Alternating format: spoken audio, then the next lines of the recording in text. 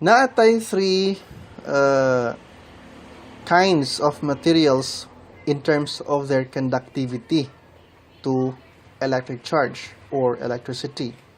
First, we have conductors. These are materials that permit electric charge to move easily from one region of the material to another. Ang ikaduha, we have the insulator. These materials do not permit electric charge to move easily from one region of the material to another. And ikatulo, we have semiconductor. Naay mga materials nga mo-act as conductors or mo-act as insulators in a particular condition. Sometimes, may mga materials nga when you increase the temperature, good conductor sila. But when you decrease the temperature, good insulator sila. Okay? One way of charging an object is by contact charging. Ang isa ka charged object, for example, sa diagram, we have a metal ball. Kaning metal ball is uncharged, neutral. And we have a charged plastic rod, negatively charged sa tong picture. Okay? Then, nagkuha ta og copper wire. Di-connect nato ang copper wire. Di-connect nato ang charged plastic rod padulong sa metal ball using the copper wire.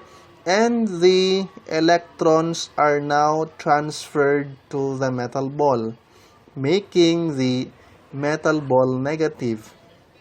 Pero dili man na mahurot ang negative ang electron sa kuan, ang electron sa plastic rod.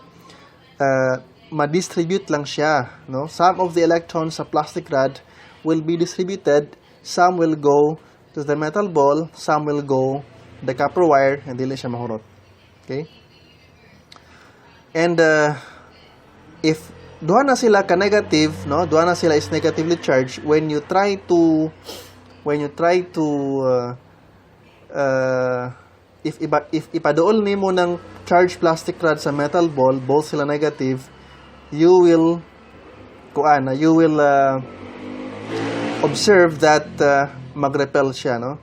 Sayang lang kay dili ta kalab, no? We will ato ang taning mabuhat sa laboratory ning aning mga experiments. And if mukuha ta og positively charged nga rod, so you will surely observe that the metal ball will be attracted to the positively charged glass rod. We can also charge an object without making it in contact. Dili nato siya touch sa object. And we call this as induced charging or charging by induction.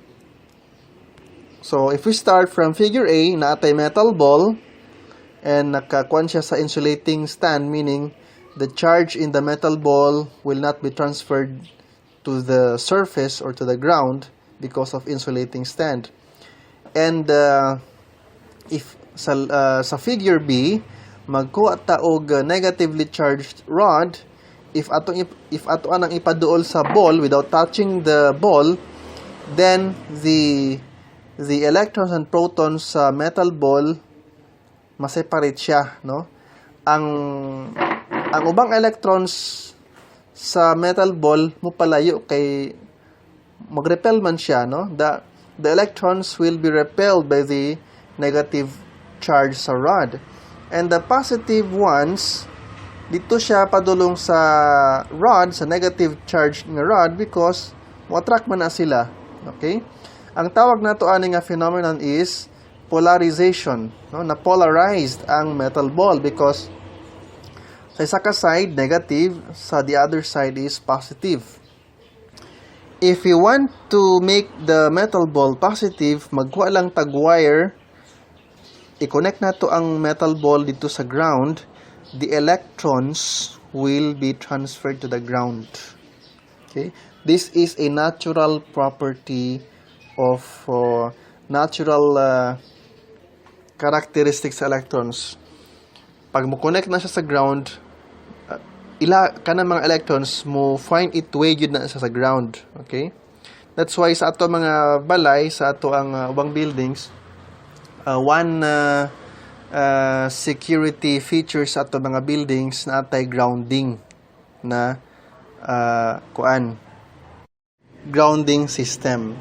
Kay in case ang building maigo sa lightning, the electrons nga ni flow dito sa lightning dito ra mo flow diretso sa ground. Dili kayo ma-damage ang building because muagi ra igura muagi ang ang electrons from the lightning to the ground diretso dito, okay?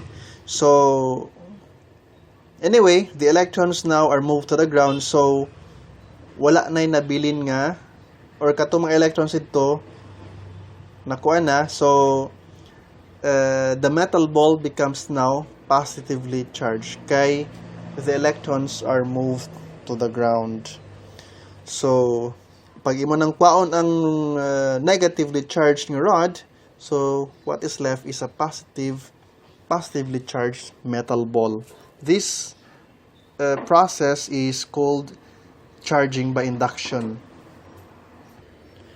And inyo ba pong notice when you have small strips of paper and when you try to use the comb, nanudlay mo after pila ka strokes, inyo hanggi paduol dito sa strips of paper and the strips of paper are attracted to the comb.